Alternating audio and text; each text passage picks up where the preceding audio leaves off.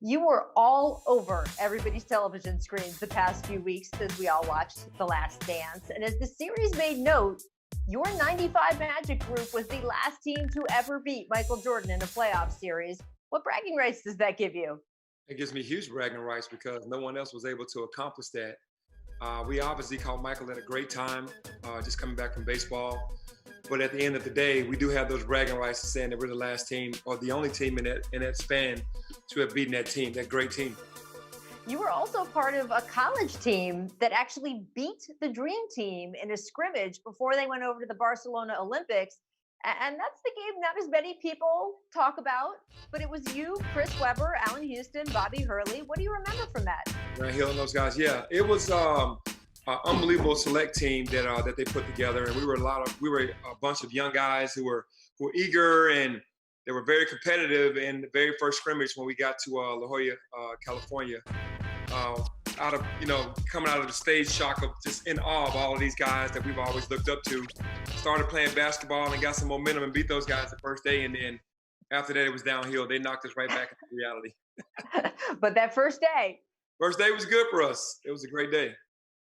Grant Hill always talking about that. If you got those bragging rights, you got to use them too.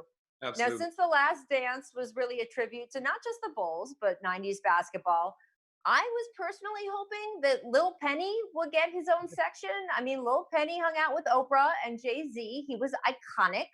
I want to know how many people talk to you about Little Penny still to this day. No, there are a ton of people who remember that. Obviously, the older people, the younger people don't really understand unless they go to YouTube.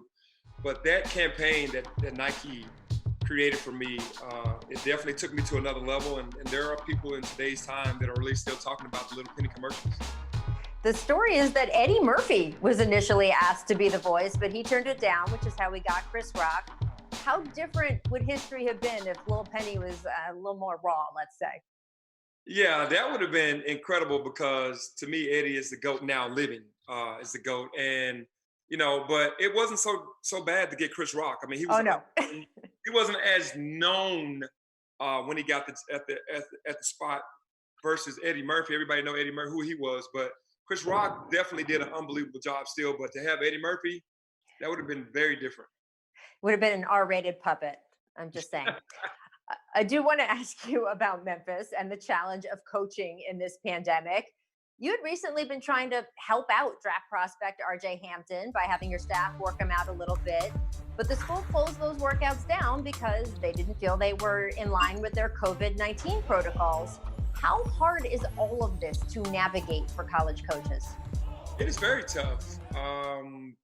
Right now with just not having our guys in, that they're doing Zoom calls to the guys and staying in touch with the strength and conditioning coach, not being able to work out with us. They're doing the best that they can, just like everyone else is around the country. As far as the RJ Hampton thing, yeah, that was a little unfortunate. We are practicing social distancing. I made a decision to do so with him to help him out, and so did Mike. And obviously, they shut us down, but it is very difficult in today's time to get anything accomplished. Well, it's interesting when you look at those top prospects, the NBA is starting to offer elite high schoolers a path to go straight to the G League instead of going to college. In some cases, they could make up to $500,000. What impact do you think that's going to have on your program? It's going to have a huge impact. It's just a recruiting war right now when it comes to that, but I think it's going to affect us because we're recruiting a bunch of five stars. Maybe not as major as some of the other schools, but it will affect us some. Did you ever think you'd be in a recruiting war with the NBA? No, absolutely not. But when they took the money from, you know, a smaller level to a larger level, then that's definitely more appealing to a certain group of guys, as we saw this year. All right, my last Memphis question. Why are you letting that rabble rouser Mike Miller hang out around the programs? Total troublemaker. Now, Mike brings a lot to the table. He's a former champion and understands the game really well, and is someone that I trust with what we have going on in our culture and in our city. So he's not a troublemaker. He's getting it done. Well, he was one of our analysts on the jump for a little bit before he decided to come with you full time. We miss him very much. And if you ever decide you want to get rid of him, you just send him back to us. Okay, I'll let him know that.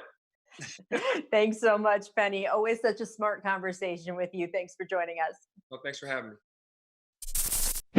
Thanks for watching ESPN on YouTube. For live streaming sports and premium content, subscribe to ESPN+.